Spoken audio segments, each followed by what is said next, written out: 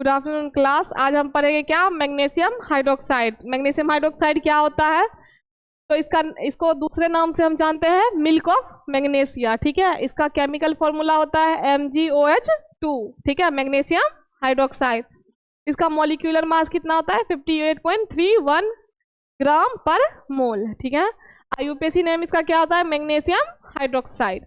इस तरीके का वो दिखता है केमिकल। अगर आप देखोगे लैब में तो वो इस तरीके का दिखेगा। मार्केट में अगर आप प्रिपरेशन ढूंढोगे तो वो इस तरह की दवाइयाँ मिलेगी।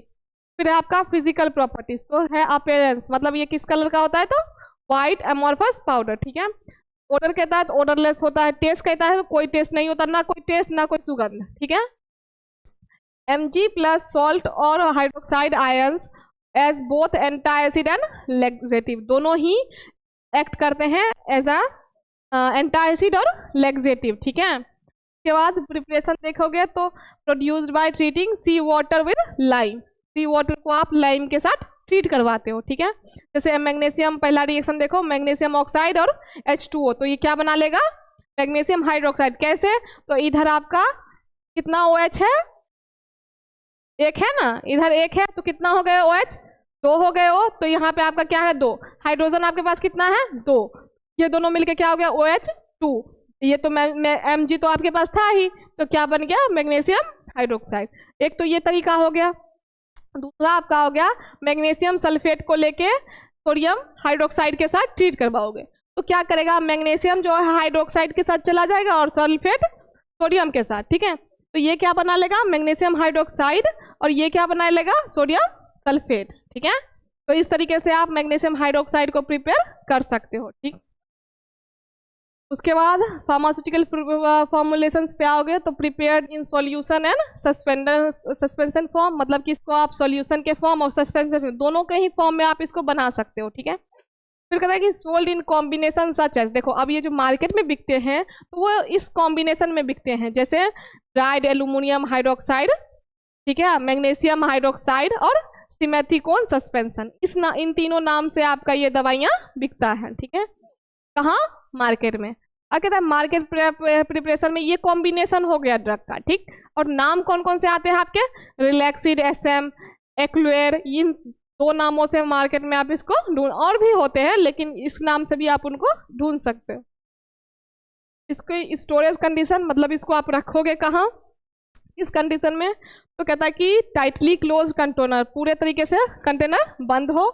फिर कहता है कि should not be kept in cold places, इसको आप ठंडी जगहों पे नहीं रख सकते। ठीक है, यूजेज क्या है? तो excellent thermal conductor, poor electrical conductor.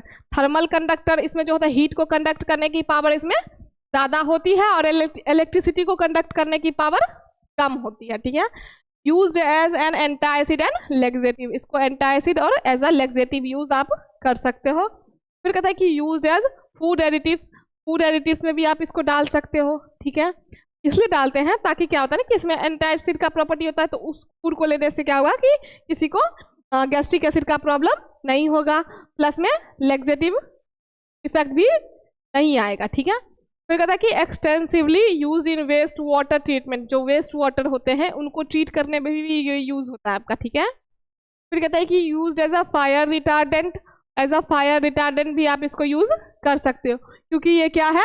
Good thermal conductor. ठीक है, फिर कहता है कि use in photographic fixing in wet plate collodion process. ठीक है, इसको आप जब हम फोटोग्राफ वगैरह को फिक्स करना होता है तो आप उसके लिए भी इसको यूज कर सकते हो।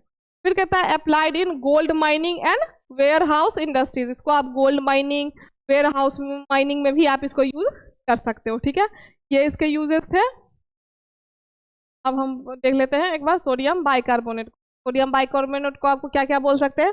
बेकिंग सोडा बोल सकते हैं, ब्रेड सोडा बोल सकते हैं, कुकिंग सोडा बोल सकते हैं, बाइकार्बोनेट ऑफ सोडा बोल सकते हैं, ये सब बोल सकते हैं आप इसको। ठीक है, इसका केमिकल फॉर्मूला क्या हो गया? तो ये हो गया NaH और कार्बोनेट, तो सोडियम बाइकार्बोनेट। ठीक है, मॉलिक्यूलर मास कितना हो गया इसका आपका?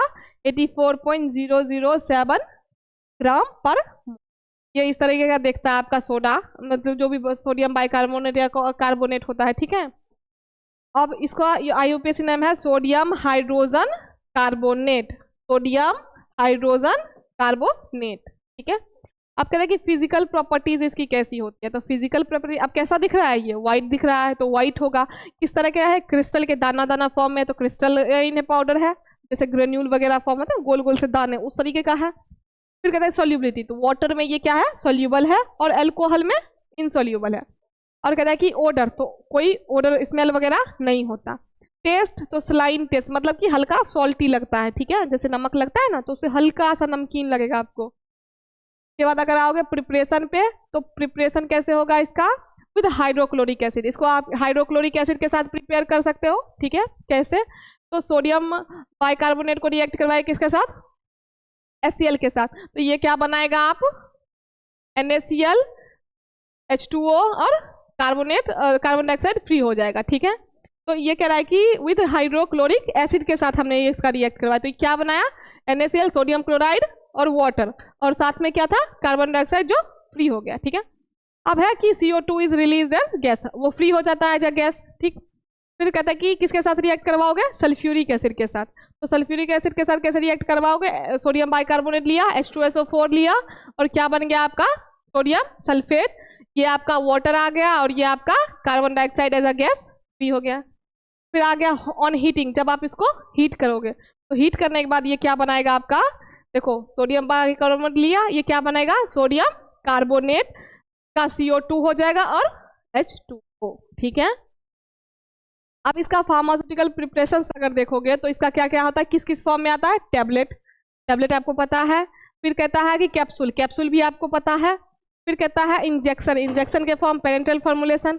फिर आपका हो गया पाउडर के फॉर्म में और ड्रॉप्स के फॉर्म में, ठीक है, जो ड्रॉप होता है ना वो फॉर्म में। अब स्टोरेज पे आओगे तो ये भी आपको क्लोजली टाइट कंटेनर में स्टोर करना है, मतलब कि पूरी तरीके से बंद हो ऐसे में, ठीक है। फिर कहता है कि और कहाँ पे रखना है, कूल प्लेस पे, और उसको कूल प्लेस पे नहीं रखना था, पीछे वाला जो आपने पढ़ा, ठीक है। फिर कहता है कि यूजेस, तो सोडियम बाइकार्बोनेट का यूज क्या है, used mainly in cooking as an antacid and to prepare buffer solution.